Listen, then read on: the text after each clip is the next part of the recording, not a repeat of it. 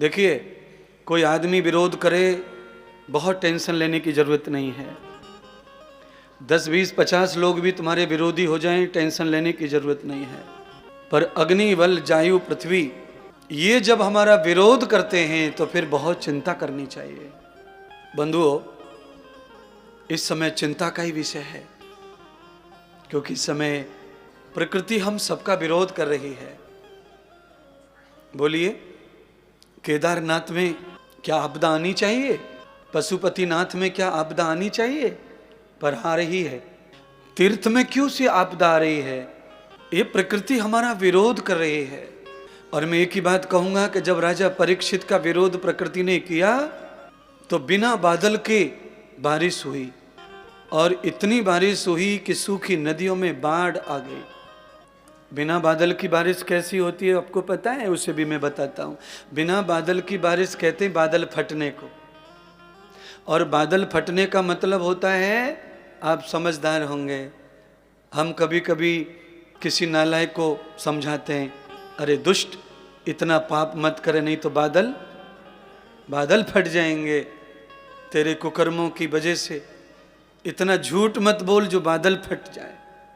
तो बादल फटने का सीधा अर्थ हो गया पाप की बढ़ोतरी, पाप का विकास, पाप की अधिकतम, भूचाल आना, भूकंप आना, यह सब हमारी मानवीय कृत्यों का ही दंड है, मानवीय दोषों का भूगोलीय दंड है। जब हम अपने कर्मों से इतने हीन हो जाते हैं कि हम कुछ देखते ही नहीं, केवल स्वार्थ देखते हैं, तब ये पूरा भूमंडल हमारा दुश्मन हो जाता है।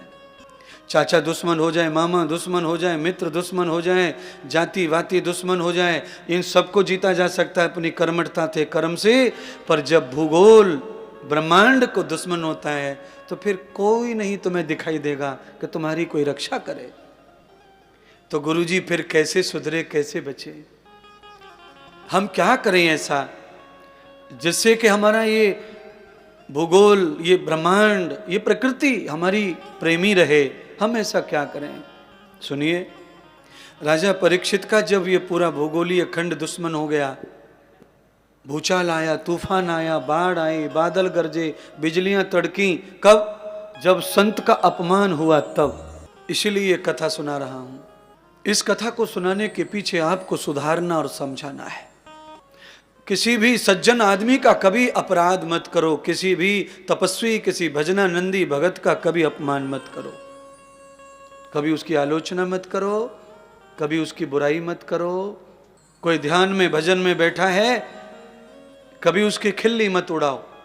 जब हम किसी महात्मा संत का, किसी विद्वान का, किसी तपस्वी का अपमान अपने स्वार्थ में करते हैं तो प्रकृति हमारी दुश्मन हो जाती है। सूर्य, चंद्रमा, पृथ्वी, आकाश, नदियां, सरोवर, वायु, ये सब हमारे विपरीत हो जाते हैं। और बंधुओं, जब ये विपरीत हो जाते हैं तो हमें कब लकवा हो जाएगा पता ही नहीं चलेगा। आपको पता है, लकवा होने का दूसरा नाम है हवा मारना। लकवा मारने को क्या बोलते हैं पुरानी भाषा में? हवा मार गई।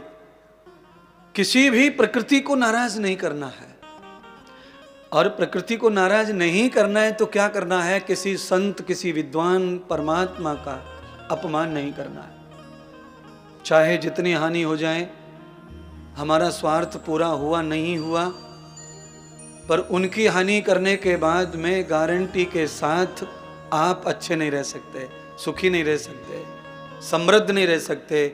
आप 2 टाइम का भोजन अच्छी तरह नहीं कर सकते, आप अपने मन को शांत नहीं कर सकते, आप अपनी बेचैनी को कभी खत्म नहीं कर सकते, आप भजन तो कर ही नहीं सकते, मंत्र तो आप जप ही नहीं सकते, आपका एक पल भी मंत्र जाप करने में चित्त लग नहीं सकता, क्योंकि प्रकृति जब रूठती है तो कोई अच्छा काम होता नहीं है। इसलिए भजन करने के लिए सबसे पहले पृथ्वी चाहिए, हवा चाहिए, पानी चाहिए। कोई भी पूजा करने बैठो तो लोटा लेके बैठते कि नहीं? पंडित, आचार्य, यजमान सबसे पहले फूल लेके जल छिड़कते। पानी ही रूठ जाएगा तो जल कहां से छिड़केंगे? हवा है। पंडित जी कहते हैं प्राणायाम करो, प्राणायाम करो। है हवा। जब कुछ होगा ही नहीं शरीर में तो कहां से आयाम करेंगे? आयाम माने प्राप्त करना, प्राणायाम। प्राणों को प्राप्त करना, प्राणों को जीवित रखना, प्राणों को मजबूत करना, आयाम, व्यायाम, प्राणायाम, ये सब तो तभी होगा जब वायु प्रसन्न होगी, जल प्रसन्न होगा, पृथ्वी प्रसन्न होगी, आकाश प्रसन्न होगा, तो बैठने के लिए जगह प्राप्त होगी, खुला वातावरण होगा। जब ये रूठ जाएंगे तो फिर आप जानते ही हैं, कई लोग कोरोना में इसलिए मर गए कि ऑक्सीजन की कमी हो गई। ऑक्सीजन की कमी हो नहीं सकती, पर क्योंकि ऑक्सीजन पूरे आकाश में भरी हुई है, उसकी कमी कैसे हो सकती है? कमी ऑक्सीजन की नहीं, प्रकृति रूठने से होता है ऐसा। जब ये भूगोल लूट जाता है, जब जड़ देवता नाराज हो जाते हैं, तो फिर ऑक्सीजन का सिलेंडर भी काम करता नहीं है। ऑक्सीजन, मास्क, हम जो ऑक्सीजन देते हैं वो तभी काम करता है जब ऑक्सीजन अंदर हो पहले से। अगर ऑक्सीजन अंदर नहीं है तो कितना भी बड़ा सिलेंडर लगा दो, कुछ होने वाला नहीं है। डॉक्टर 36 घंटे के बाद में उसको निकाल के बगल में रख देते हैं और घर वालों को टेबल पे बुला के हिसाब पूरा करवाए के बिल चुकाए के फिर बताते हैं कि इनका तो काम पूरा। हाँ, पहले हिसाब कर लेते डॉक्टर लोग।